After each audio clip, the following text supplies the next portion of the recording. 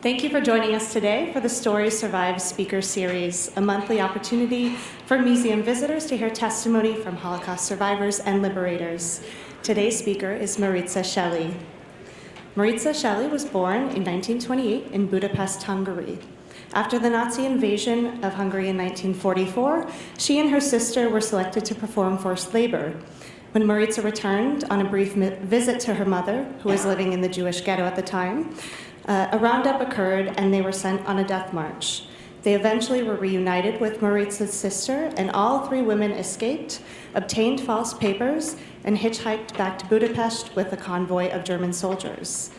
After the war, Maritza moved to New York City in 1947, and today she will tell us her story. It is my great honor to introduce to you all Maritza Shelley.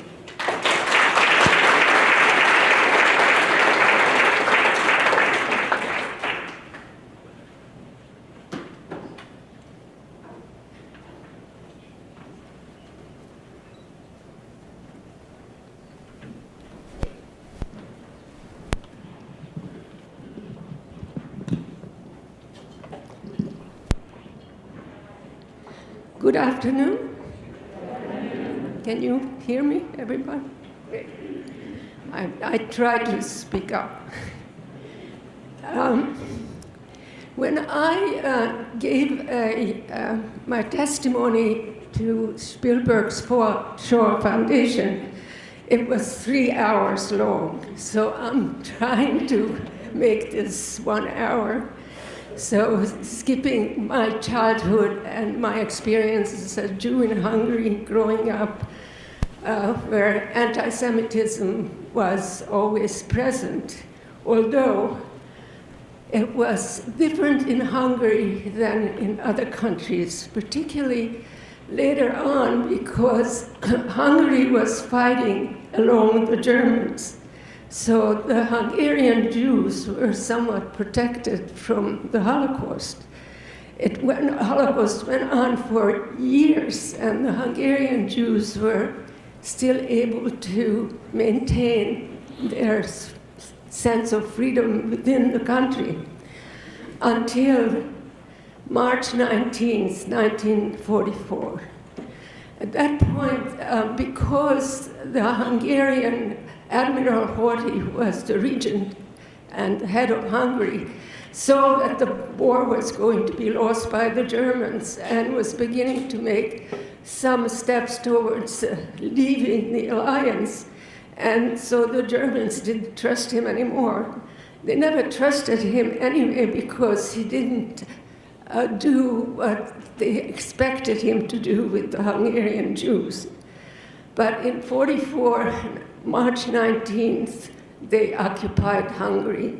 And this is when life for Hungarian Jews became a life different from any they imagined. It was a beautiful Sunday, almost spring day on that 19th. My sister and I, with some friends, went to a local church where they were playing Mozart's Requiem. And so you can imagine it was just a very idyllic situation and life. When we came out of the church, we saw a lot of soldiers and a lot of military equipment. Of course, the war was on, so it was not that unusual. But these soldiers were strange. They were not Hungarian soldiers. And then, of course, we found out that Germany occupied Hungary at that day. My parents, who were hiking in the Buda hills, also found out and rushed home. And my father got on the phone, and I still don't quite know how he knew how to do this, how to get in touch with some people who were creating false papers for Jewish families to use as a non-Jewish family. So he arranged to get these papers. Unfortunately, it took us a long time before we actually used them. So the Germans came in, they got rid of the government and replaced it by the Hungarian Fascist government of what was called the Arrow Cross. Even the name is scary. And so the extermination of Hungarian Jews became a goal for both the Germans and the fascist Hungarians. It didn't happen immediately, although right away, within days, we were ordered to wear a yellow star. And they selected certain buildings in the city where Jews could live. Our building was one of them. There was a Star of David placed on the door to the street, and we could stay, but about 5 families moved in with us. And we could not really leave the building unless certain hours of the day. We couldn't, there were ridiculous restrictions. We couldn't cook with butter or chicken fat. They had, even certain foods were prescribed. We could not get out, certainly at night. But my sister and I, my sister was 9 years older, did go to school one day with our yellow star. The thing about Hungarian Jews were they were very assimilated and very patriotic Hungarians. Yet we were separated from, as children, from the non-Jewish kids. It was a terrible mistake. I never had a non-Jewish friend through school. And that was true of all of us. We were in the same classroom, but we never visited each other's homes, never really had any contact, which if you can talk about it later, is a horrendous mistake and helped the Nazi propaganda of thinking of showing Jews as a sub-race, as an inferior race. And if you had no contact with the other, you wouldn't believe it or couldn't believe it. Anyway, we went to school, and 2 of the girls who were in the non-Jewish group of Catholics and Protestants were wearing yellow stars. And I felt really terrible for them, because the Nuremberg law, if you had one Jewish grandparent, you were considered a Jew. And these girls absolutely had no idea of their background. And so here they were in school with a yellow star. Well, that was just one day. After that, we were not allowed to go to school anymore. First, they took the men, I think it was from 16 to 60. They were taken to so-called work camps. So my father left. And before that, he arranged for my sister and I and some cousins to work in a factory that wove material for military uniforms. He thought that if we worked in a war factory, that we would be protected. That really didn't work. So we finally went home, and we were called in from 16 to 42. I turned 16 at the factory where we worked, and my mother was 43. So I and my sister went, and she stayed home. And we marched to a brick factory. It was a non-operating factory, and the bricks were drying outside piled up in walls like 6 feet tall and about 2 feet wide. And that's where we slept, that's where we stayed. And this was already in end of October and beginning of November. So it was quite cold. But my sister and I decided to stay human. We have to pretend to go through the routines of life. So what do you take with you when you go to a slave labor camp?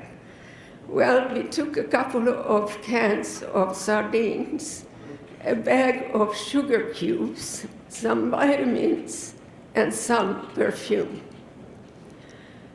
And it all came very handy because there was really no water for washing ourselves. There was barely water to drink. And our job at this camp was to dig ditches. The Russians had entered Hungary and were approaching Budapest. And these ditches, which were about 6 feet deep and maybe 4 feet wide, were supposed to stop the Russian tanks from entering Budapest. Well, later on, I heard from a Russian soldier that when they approached these ditches, they got out of their tanks. They laughed for 5 minutes and then crossed the ditch. Anyway, every morning around 5 o'clock, we had to walk out to where we were doing the ditches. We were guarded by Hungarian soldiers and National Guards with guns. And you couldn't really stop for very long. Even after 5 minutes, they started to poke you to go back. We had very little food, occasional bread, and some very watery soup. It's a usual diet of concentration camps and slave labor camps. One of the worst things were what was called, when they were called us out in the middle of the night to line up. And this was quite common in all concentration camps, particularly if there was someone who tried to escape. They would decimate the camp. They would line up everyone and they would shoot every 10th. So depending on who the commander was, whether this happened or not, but we periodically were called out, and like 3 o'clock in the morning. And one day they called a mother and a daughter out, and they told them to say goodbye because they'll be shot. The reason was that at the time there were a couple of countries that were not involved in the war, like Sweden and Switzerland, had issued some protective papers. Particularly significant was the Swedish government, whose representative in Hungary, Mr. Wallenberg, was very helpful in trying to save Hungarian Jews. So they issued these protective papers, which actually my father got for us as well, but we didn't use it. So because someone had given this family of mother and daughter, they came to the camp and told the commandant that they were free because Wallenberg was protecting them. They wouldn't accept it, and they were going to be executed. So this went on through November. And one day I was sick, and I was susceptible to strep throat. And I was thinking of staying behind, but I didn't want to leave my sister, so I went along, and sick as I was digging ditches. When we came back, we saw these sticks with women's clothing around. And it turned out that the ones who stayed behind were told to dig their grave, put a stick there, get undressed, and get shot into their grave. So I was lucky. This was a way of telling people not to stay behind. But for some reason, they decided that those of us who were 16 were allowed to go home. It was very strange and not at all explained. Actually, later on, I realized what was happening. So I did get home. My mother was there, and it was heaven. Of course, the first thing she did was she ran hot water in the tub and put all my clothing in the tub. It was full of lice, of course, and it was horrible clothing. And the next morning, the decision was made to get rid of all the Jews of Budapest. So everybody who was still in Budapest was ordered to go to, again, a brick factory and the outskirts of Budapest. So here I was with all my wet clothing. And we went to this brick factory. And until then, all the people who were supervising the camps or guarding us were Hungarians. In this factory, for some reason, there were some Germans. And one German particularly was running up and down, yelling, "You're all going to be eingasieren," a word I've never heard before, which meant you all be gassed. Well, we have heard of Auschwitz, we've heard of concentration camps, but it was never really totally confirmed what was going on. So we still had hope.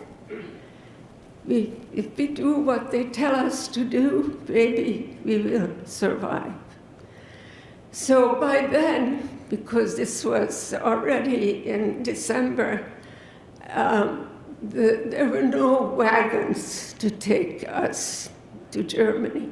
So we had to walk. And this was referred to later as Eichmann's death march. And my mother was obsessed with trying to find my sister. Every time we stopped overnight at a marketplace or some building, my mother kept going around looking for my sister. She was telling everyone why my sister was very blunt and describing her, until I think the fifth day or so, someone said, "Yeah, I think there's someone in the corner there who looks so blunt." So true enough, it was my sister. So at that point, we all marched together, and my mother was determined to save us. It was a strange march because it was a highway between Budapest and Vienna. And on one side, going west, were the Jews marching. On the left, going east, were the soldiers, particularly German tanks and soldiers and trucks going to defend Hungary and Budapest. So it was a very busy highway. And there were times, there were about 50,000 Hungarian Jews marching on this highway. So there were periods where there weren't enough guards, and we were just walking. And at some point, my mother decided we were crossing a little bridge over a dried out stream, and my mother just grabbed my sister and said to me, "This is it." And we stepped off the highway and hid under the little bridge. And waited until another group passed over our head. And then when we saw there was no group inside, we got out, and in the meantime, we had some change of clothing. So we changed our clothes so we didn't have a yellow star. And we got out onto the highway and went towards the nearest village, small village. And a Hungarian soldier was coming towards us and said, "Well, what are you doing? What do you want?" He was a little skeptical as to who we were. And my mother said, "Oh, we were escaping from such and such a town called Hatvan, where the Russians have occupied it, and we have to go to Budapest. My mother needed an operation, and we have some relatives in this village." And he said, "Well, I'm from this village. Who are you looking for?" And my mother, in her ultimate wisdom, thought of the most popular non-Jewish Hungarian name and said, "Looking for them." And he says, "Which one? The widow or Joseph?" So my mother, of course, right away said the widow, easier to deal with a woman. And he said, "Okay, I'll take you to her house." And so we went with the soldier to the family of the Kish family. And again, we were very lucky because the mother and the older members of the family were out on the potato field. And the only person around was a 10-year-old girl. So we told her that we were relatives and that the whole story that my mother invented. And we didn't know that there were all these Jews and we didn't have any papers and what are we going to do? And although I was 16, but I looked very young, and we said, "Well, do you have any papers?" Because of course in Hungary, even a school certificate had your religion on. And we kind of talked her into giving her school certificate to me because I was close to her age. So I had a paper. And then we told her that we were going to Budapest and how would we do this? She seemed very knowledgeable. And she says, "Oh, all you have to do is just go down to the highway and hitchhike." And he said, "You know, there are all these Jews. I found a few who tried to escape, and I turned them in." She was very proud of herself. So she said, "I'll take you down to the highway." So she came with us. And on the highway, right practically where we landed, there was a German officer also hitchhiking. And he was standing there, and this little girl said, "Well, go over to him and ask him. He'll probably help you." So we did. And my mother, her perfect German, said to this officer that we're trying to go to Budapest. Could he help us?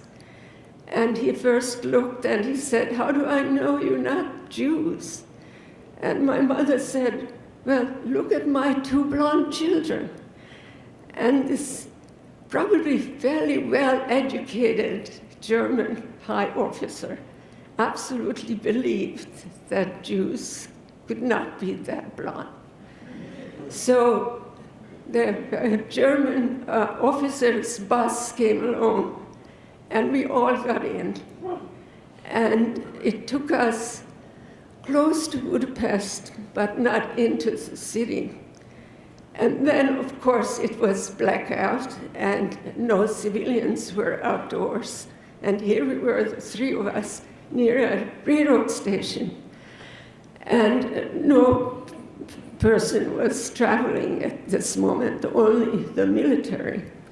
So there was a young Hungarian soldier who took a shine to my sister, and we talked him into letting us ride with him and his troop on the train that went into Budapest. And when we arrived there, of course, it was the middle of the night. There was this soul outdoors, and we wanted to get where we were planning to go was in the Pest side, and we were now on the Buda side, where we knew some friends who we could count on to help us. And so I don't know how we managed. It was from doorway to doorway, sometimes crawling on our stomachs to avoid being detected.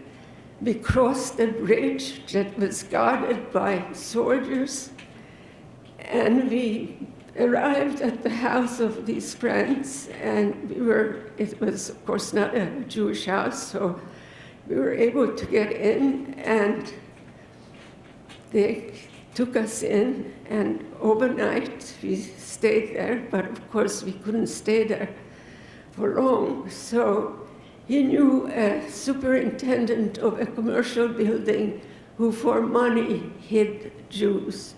So he arranged for us to go there while we were looking for some place to stay. Of course, Budapest was full because there were a lot of people running away from the Russians, and all the hotels were full. But one day we found a Pantheon, which were small hotels within apartment buildings, maybe a couple floors, 10, 12 rooms. And it was empty, which was very strange. But we, of course, accepted a room. And it turned out that just hours before, the people who were in that Pantheon were part of the former Horthy government. And they were taken away, and the whole place was emptied. So soon, very soon, within days, the Pantheon got filled. And we were quite comfortable. And we were, before we did that, we had someone go and get the false papers that we had in our apartment. So we were able to use those papers. That's how we managed to get into this Pantheon. And after maybe a couple weeks, one day my father arrived. Apparently, he also escaped. Strangely enough, we never talked about it. He didn't know what happened to us. I don't know how he escaped, but he contacted the same friends because we arranged to do that. And they told him where we were, and so we were together again. Then the Russians were practically in the city, and the fight over the city began. It was almost house to house, and the Russians were bombing the city almost from 9 to 5. So we had to move down in the cellar.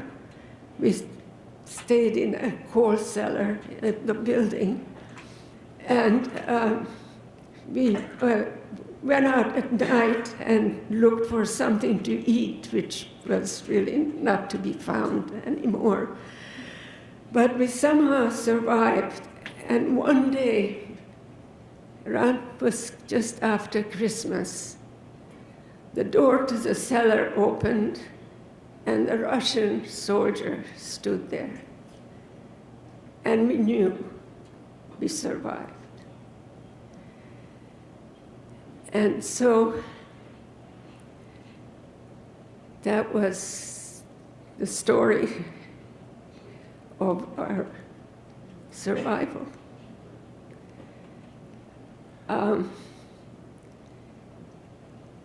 So if you have any questions, but before we do, I'd like to go back to the fact, because it occurred to me now that this whole question is so urgent, and we, unfortunately, survivors are vanishing rather rapidly.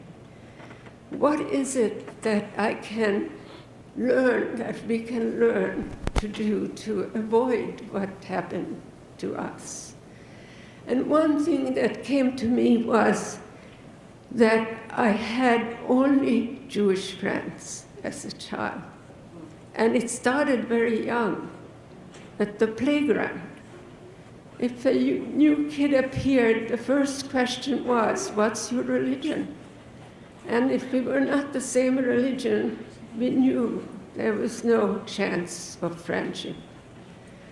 And this went on through my whole schooling. I never had a non-Jewish friend. And that's a horrendous mistake. And that's something that we need to avoid.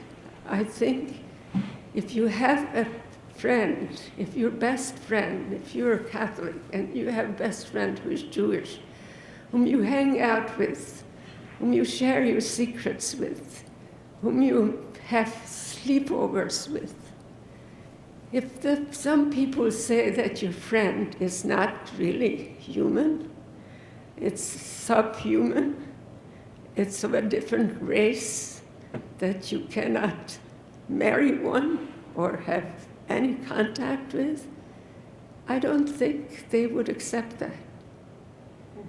So I think education for children, and bringing them together, is essential.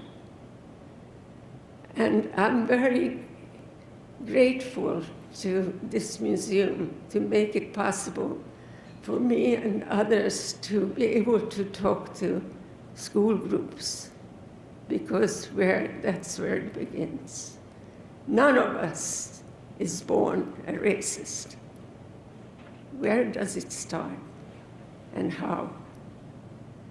One thing to have done the extermination and the cruelty against the Jews, it had to be that people did not believe that they were the same human beings.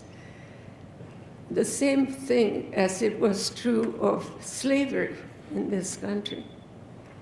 You had to believe that they were not the same and as good. And that has to be changed. So, your questions.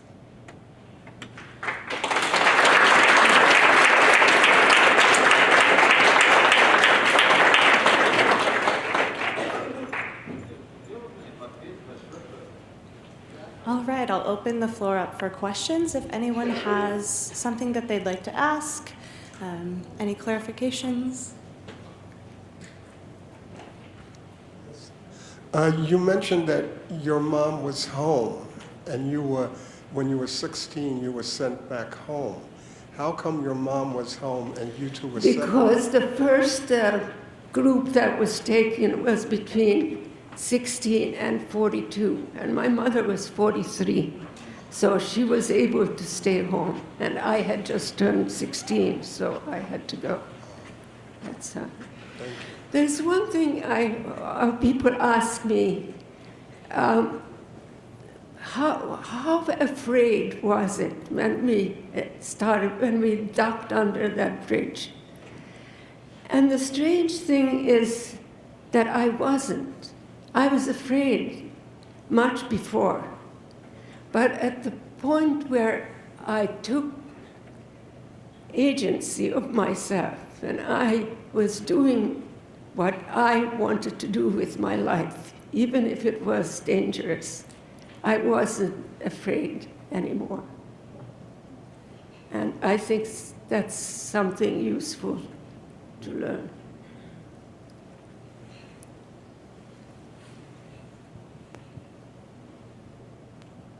I'm sure you know about Raoul Wallenberg, right? Yes. And you mentioned those houses that with the star on it. They were called safe houses, right? Yes. And I think Raoul Wallenberg had something to do with them, and supposedly he saved about 100,000 Jews from the Germans. Is that true? Did he? Yes, absolutely. In fact, when we were in this Pantheon and my father was with us, he was very concerned about endangering us because only Hungarian Jewish men were easily found. And so he had these Wallenberg papers to go in one of these safe houses. And he was very anxious to get us into one of them. We had some friends in one of those houses. But my mother, who had the absolute perfect instinct, refused. She felt we were safer with our false papers where we were. And it turned out that that house was attacked by Hungarian Nazis, and Wallenberg didn't have time to get there. And they emptied that house and took everybody to the Danube and were shot into the Danube. So here my mother again had the right decision. But Wallenberg indeed had saved a lot of Jews, but it was not a guarantee, unfortunately. Didn't the Russians take him as a prisoner? Well, that's what, I mean, nobody really knows how he died. One day after the war, he just vanished. And for some reason, the rumor was that the Russians took him. That's true, yeah. What did you do and what was your life like between the end of the war and immigrating to the United States? Well, What did you do in the 2.5 years between the end of the war and your coming here? yes. I came here in 1947, and I had some relatives in this country, and life in Hungary was kind of difficult after the war, and again, it was more or less my mother's decision that maybe I should come to this country. My sister stayed. She was a dancer, and she's very successful in her career. So she and her mother, my mother stayed, and I came to this country and came to New York and been here ever since.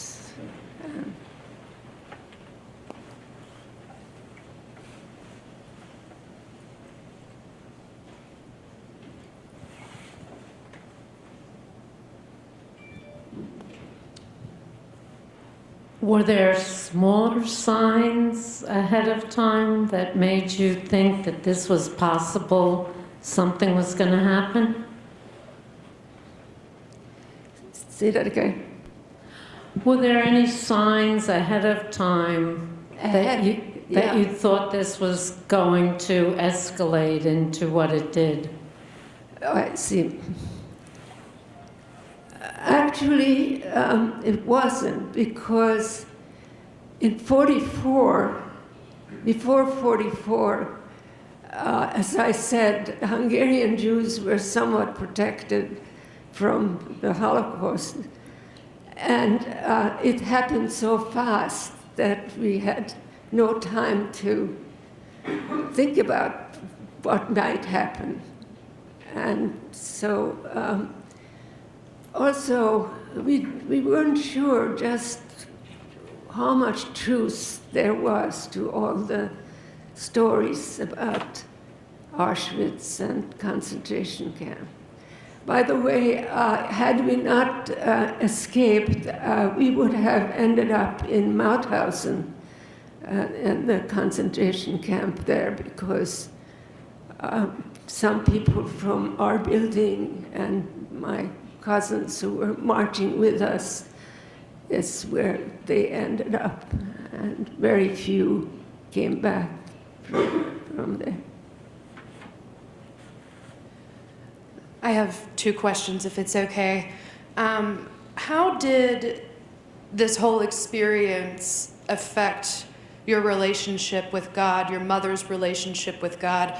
I've heard stories that a lot of Jews lost their faith or had a very different relationship with God after this experience. And also, why do you think it's maybe more important now than, say, some other times to be talking about Holocaust studies and the narratives and testimonies of people who have survived? As far as God, we were not very observant Jews. The fact that whatever happened to me, in a way, really did not affect me at all, because it was time so unlike real life. It was such an abomination that it wasn't really part of my life. It was almost like it was happening to somebody else. It was an event that I survived. But I might be a little more concerned as a mother and grandmother, but I probably would be anyway. I don't think that affected me so much. As far as why now, it's obvious why now. And it's horrendous. I came to this country so liberated, feeling so good about not having to be afraid or worry. And I don't feel that way anymore. The gentleman in the back had his hand up. Okay, do next. Thank you for taking my question. My name is Samuel, and I would like to know, did you, after coming to America, did you experience your own personal reconstruction, and how long did that reconstruction go? How long did it last until you were able to get past the trauma and everything? As I said, as soon as that Russian soldier appeared and we knew that we survived, we put the past in the past.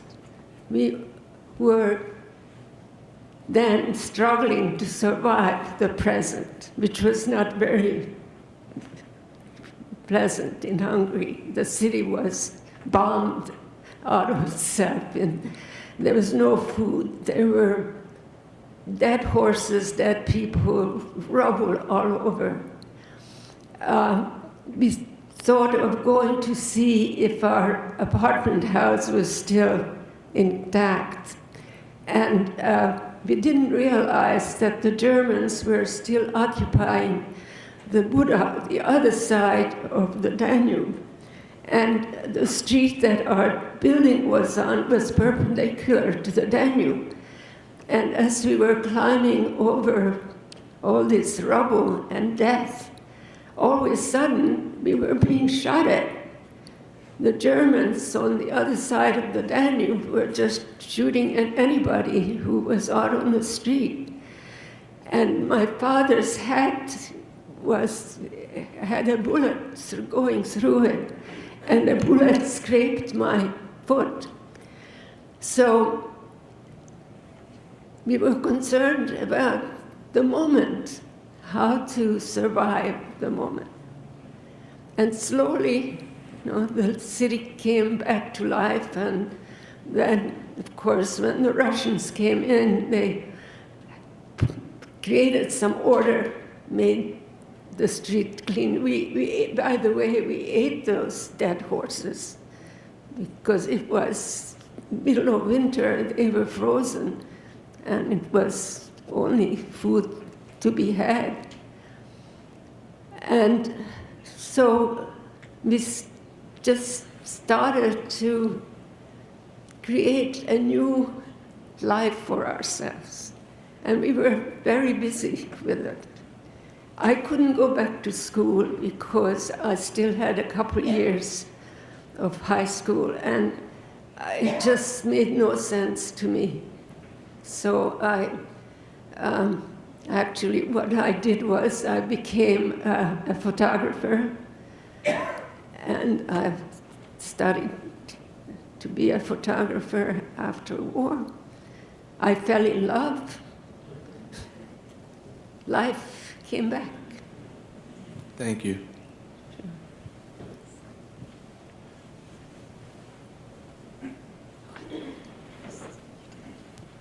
You mentioned the family that helped you, the non-Jewish family, but yet you talked about how you didn't have non-Jewish friends. How did your family know this non-Jewish family, and did you maintain contact with them after the war, and what happened to them? Yeah. We knew them. My father was a master bridge player, and this couple ran a bridge club, which is where my father went every afternoon. And so we became really friends. They were just a couple about my parents' age. There were no children there. And they were very brave people. And we really owed them our life. They left Hungary shortly after the war and moved to Australia. So we kind of lost contact, and of course now they're not alive anymore. But they were exceptional people. Have you been back to Hungary since you immigrated, and how did the whole experience affect your identity as a Hungarian? Oh yes, it took me 6 years before I was able to go back to Hungary, because I had to become a citizen here, and also because I left Hungary at the time that I did. The communists didn't like the idea, so they wouldn't let me back until I became an American citizen. And since my mother and sister were there, I almost went every year, and then they came here quite a lot. And it was, I know when I went back the first time and the plane was landing in the Hungarian airport, the Budapest airport, I cried. Was like coming home. But unfortunately, I wouldn't go back now because I don't like their government. I think it's quite terrible what they're doing. And of course, anti-Semitism is always there and growing. And my mother and sister are not there, but I have a lot of relatives, and my daughter and granddaughter went there last year. I still have feelings about Hungary. Hungarians were very patriotic, Jewish Hungarians.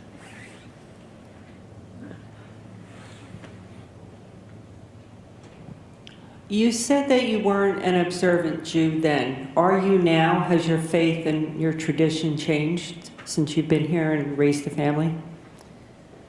No, I don't.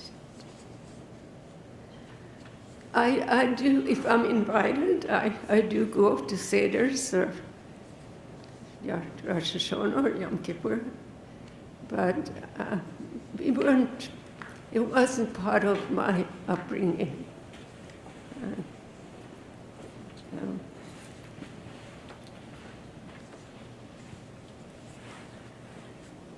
But I'm very concerned about Judaism and Jews and the life of Jews.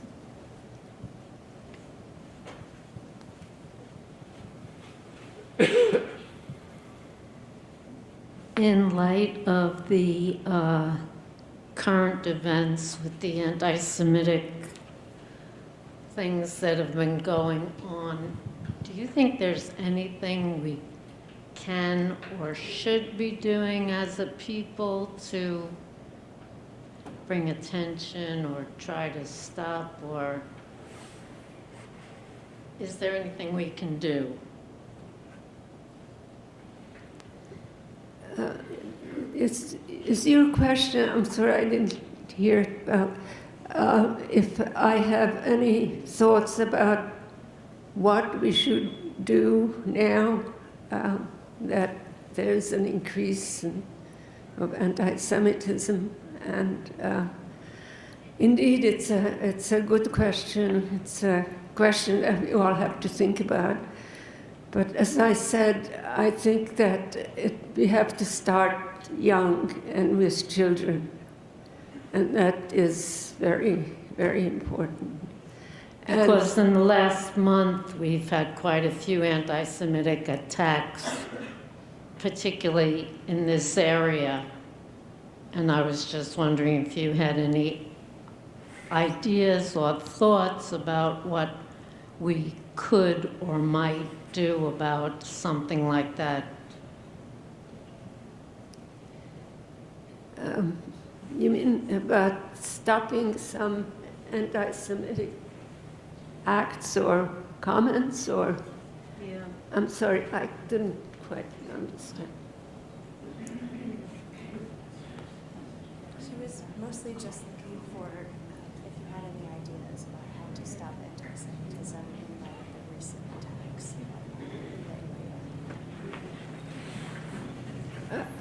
What I would love to do is to be able to talk, as we do now, but talk to people who are not Jewish.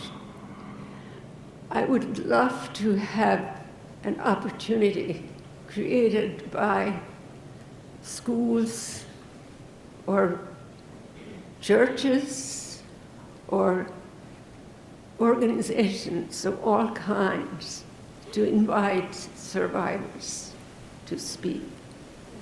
And I think if you have contact with any groups like that, because I assume most of you are Jewish, and it's a little bit like talking to the choir. You're not denying that it happened, but there are people who do. And those are the people that I would like to talk to. So.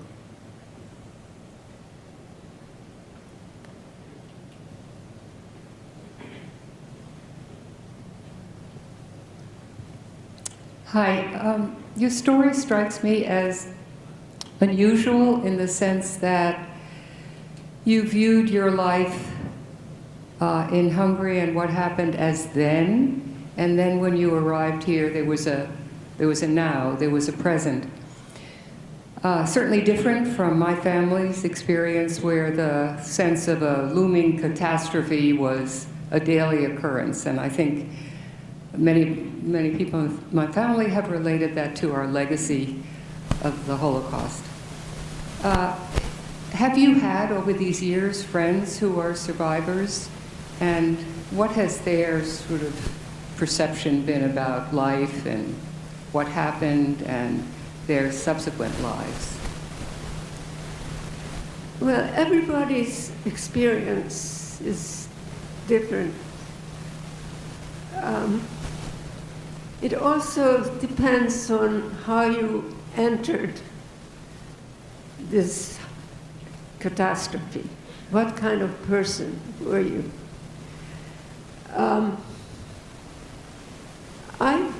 I always felt, even when we were marching on this death march, and there was fields of sunflowers, and we were hungry and thirsty, and sometimes we were able to get some sunflower seeds.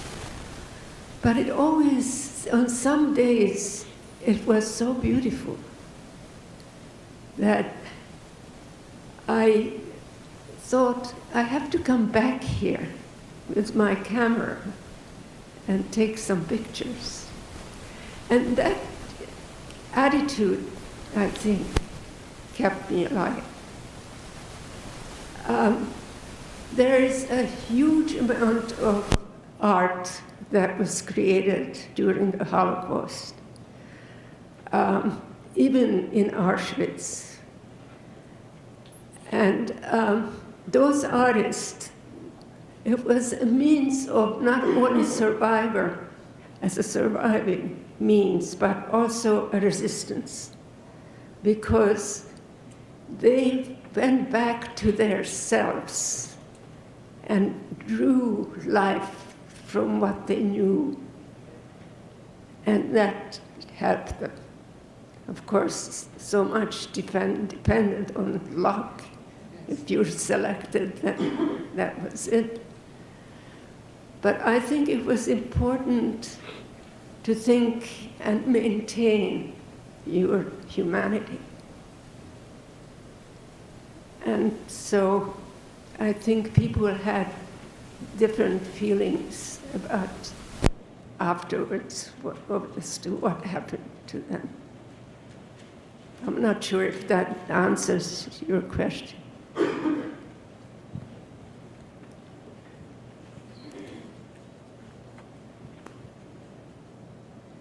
All right, thank you all for joining us. Let's thank Maritza one more time.